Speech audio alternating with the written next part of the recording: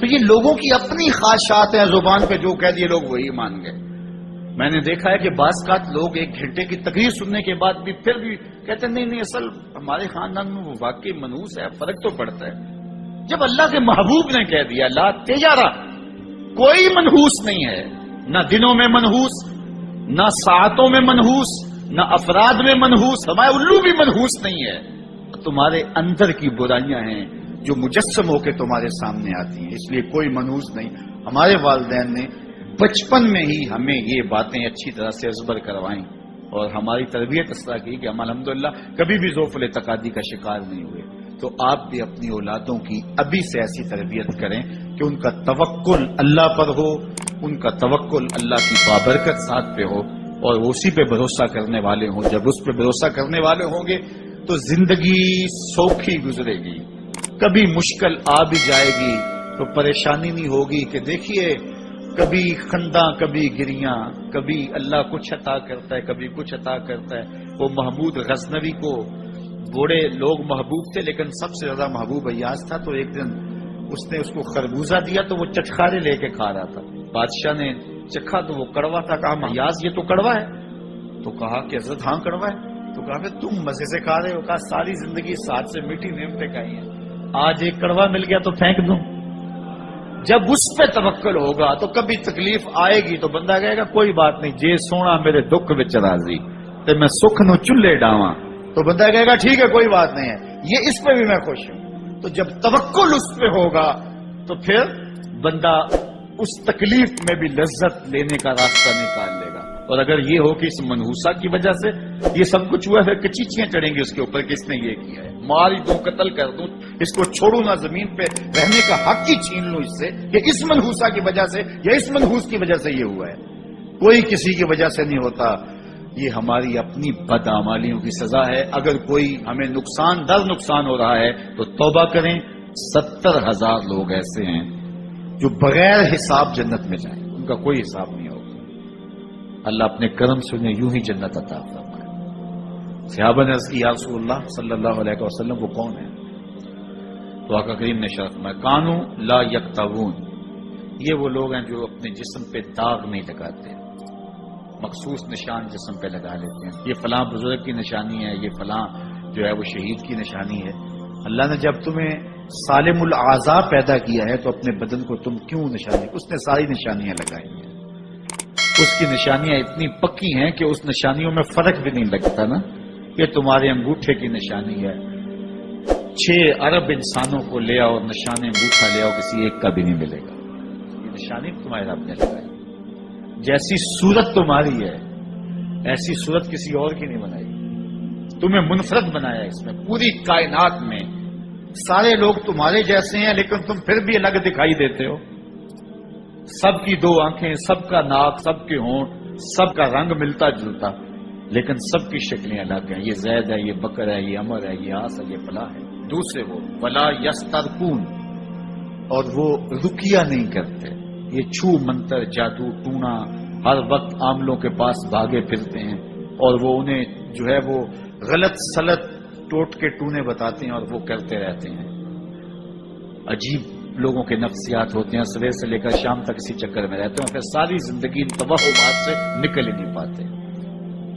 اللہ نے تمہیں پیسے دیے ہیں، نئی گاڑی تم نے خریدی ہے، چھوٹے بچے کا جوتا کیوں باندھ دیا آگے؟ تم جوتا باندھنے سے اگر یہ ایکسیڈنٹ سے، حادثے سے گاڑی بچ سکتی ہوتی ہے تو پھر پاکستان کے جتنے PIA کے جہاز ہیں سب پر باندھ دینا چاہیے، سب پہ جوتے لٹکے ہوئے ہوں.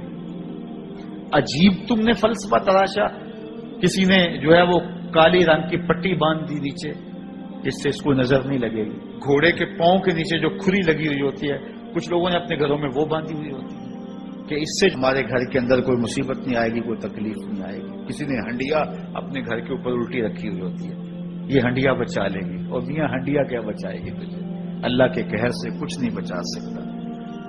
جب تمہارے اوپر کوئی مصیبت نازل ہونی ہے تو کچھ نہیں بچا سکتا. اگر بچنا چاہتے ہو تو پھر اللہ سے استغفار کرو، اللہ تعالیٰ کی تسبیح کرو، اللہ کی تحلیل کرو، میرے حضور پہ درود پڑھو، پھر دیکھنا کہ مصیبتیں ٹلتی ہیں یا نہیں ٹلتی. تو یہ خام خواہ کے رکیے اور یہ عامل لوگ جو ہیں ان کا تو کام ہی یہی ہے، ان کا کام چلتا ہے لوگ ذوف الاعتقادی میں مبتلا رہے اور یہ کہہ دیتے ہیں کہ آپ کے خاندان میں ایک منحوس عورت ہے، یہ اس کا کیا ہوا ہے، تو کوئی نہ کوئی منحوس تو پہلے ہی انہوں نے طے کر رکھی ہوتی ہے، فوراً ذہن وہاں جا کلک ہو جاتا ہے۔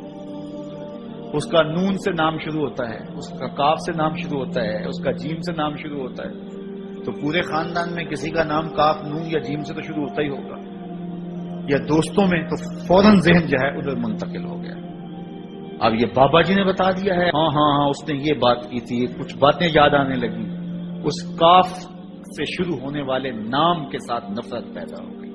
اس بابے نے نفرت کا کاروبار کیا، اس نے تو 100 روپے 200 روپے لے لیے، لیکن دو انسانوں کے اندر نفرت ڈال دی۔ اس کا گریبان کل قیامت کے دن پکڑا جائے گا۔ ان ملنگوں کے پاس، ان ذوف الاعتقادی کو پھیلانے والوں کے پاس کبھی نہ جاؤ۔ تمہیں مصیبت پڑی ہے، تمہیں لگ رہا ہے کہ شاید میرے اوپر جادو ہے، تو پڑھو نا سورہ بقرہ، جادو جڑ سے اکھڑ جائے گا۔ 40 دن اپنے گھر میں سورہ بقرہ پڑھو، برکت ہوگی۔ کہتے ہیں مولوی صاحب 40 دن تو نہیں پڑھی جا سکتی، 2.5 پارے، ہمیں کوئی تعویذ ہی کر دیں۔ ہم شارٹ کٹ چاہتے ہیں نا، روزانہ صبح 2.5 پارے سورہ بقرہ پڑھے، یہ تو ہم سے نہیں پڑھی جائے گی، تو آپ کوئی تعویذ ہی لکھ دیں۔ کاروبار میں برکت نہیں، میں کہتا ہوں پڑھو نا سورہ واقعہ، 3 رکوع ہیں، برکت ہوگی۔ ہم کہتے ہیں ہمیں تعویذ ملنا چاہیے، بس وہ ہم گلے میں رکھ لیں، بٹوے میں رکھ لیں، پرس میں رکھ لیں، اور ہمارا کام ہو جائے، ہمیں کچھ بھی نہ پڑھنا پڑے، ہمیں وضو تک نہ کرنا پڑے، نماز نہ پڑھنی پڑے، اور برکت ہو جائے۔ ایسے برکت تو نہیں آتی۔ بیٹے کی شادی کی، بہو گھر لائے، ابھی 2 دن نہیں گزرے تھے، کاروبار میں نقصان ہو گیا، یا گھر کا کوئی فرد فوت ہو گیا، یا کوئی جانور مر گیا، تو کہا کہ یہ منحوسہ آئی ہے تو ہمارا یہ نقصان ہو گیا۔ اگر وہ نہ آئی ہوتی تو پھر یہ نقصان نہ ہوتا، پھر تم قیامت تک جینا تھا، یا اس سے قبل تمہارے کبھی نقصان نہیں ہوئے۔ تمہارے گھر کے اندر بیٹیاں موجود ہیں، یہ بھی کل کسی کی بہو بنیں گے، اور ان کا بھی کوئی نقصان ہو سکتا ہے، اور یہ بھی منحوسہ قرار دی جا سکتی ہے۔ پھر تانو تشنی کے تیر جو ہے وہ اس کے اوپر لگائے جانے لگے۔ کتنی زیادتی ہے، کتنا ظلم ہے، کسی کا دل توڑنا، کسی کا دل دکھانا، کسی کو منحوس قرار دے دینا۔ از خود تمہارے پاس کیا سند ہے؟ تمہیں الہام ہوا ہے؟ کیا حجت ہے، کیا دلیل ہے تمہارے پاس کہ کسی کو تم نے منحوس قرار دے دیا؟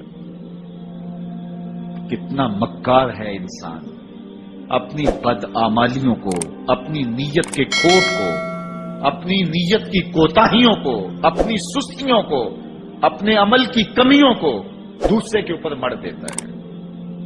کاروبار تو نے صحیح نہیں کیا، نقصان ہو گیا۔ صبح 12 بجے اٹھ کے تو گھر سے جا رہا ہے اور نقصان ہو گیا۔ تو نے 2 نمبر مال بیچا، آج پکڑا گیا اور نقصان ہو گیا۔ تم نے ٹیکس نہیں دیا، تم نے زکات نہیں دی، تم نے دروازے پہ کھڑے ہوئے سائل کو جھڑکا، نقصان ہو گیا۔ یہ تمہارے پاپ ہیں جو مصیبت بن کے تمہارے سامنے آتے ہیں، یہ تمہاری بے تدبیریاں ہیں، تمہاری ناحکمتیاں ہیں، یہ تمہاری بے احتیاطیاں ہیں، یہ تمہارا تکبر ہے، یہ تمہارا غرور ہے، یہ تمہارا عجب ہے، یہ تمہاری ریاکاری ہے، یہ تمہاری خیانت ہے، یہ تمہاری دھوکہ بازی ہے، یہ تمہارے قلب کے اندر چھپی ہوئی نفرت ہے، جو آج تمہیں مصیبت بن کے جس کا سامنا کرنا پڑ رہا ہے۔ یہ تمہارے اندر کے عیب ہیں جو مجسم ہو کے تمہارے سامنے آئے۔ اللہ تعالیٰ نے قرآن مجید میں ارشاد فرمایا وَمَا أَصَابَكُم مِّن مُّصِيبَةٍ فَبِمَا كَسَبَتْ أَيْدِيكُمْ، جو تمہارے اوپر مصیبت آتی ہے وہ تمہاری اپنی کرتوتوں کی وجہ سے آتی ہے۔ بیماری آئی تمہارے پرہیز نہ کرنے کی وجہ سے آئی، بیماری آئی تمہارا زیادہ کھا لینے کی وجہ سے آئی، بیماری آئی تمہارا نامناسب غذا لینے کی وجہ سے آئی، بیماری آئی وقت پہ سوئے نہیں، وقت پہ اٹھے نہیں، تم نے کسی سے زیادتی کی، بیماری تمہاری بدعمالیوں کی سزا ہے، مصیبت کا آنا، تکلیف کا آنا تمہاری بدعمالیوں کی سزا ہے، اور منحوسہ یہ خاندان کی خاتون ہے۔ تو یہ دوسرے کے اوپر مڑ کے اپنی کوتاہی، اپنی غلطی دوسرے کے اوپر لگا دے اور اس کو منحوس قرار دے دیا۔ اگر کسی کا کام تمہیں دیکھ کر کے اچھا نہ ہو تو پھر تم بھی منحوس قرار پائے نا۔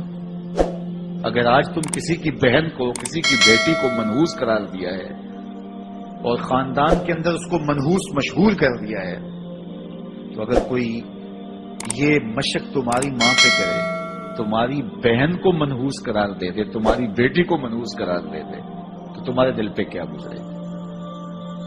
یہ کتنا ظلم ہے، کتنی بڑی زیادتی ہے کہ آج خود کسی کو منحوس قرار دے دیا۔ کوئی منحوس نہیں ہے، کوئی لمحہ منحوس نہیں ہے، کوئی شخص منحوس نہیں ہے، کوئی وقت منحوس نہیں ہے، کوئی گھڑی منحوس نہیں ہے۔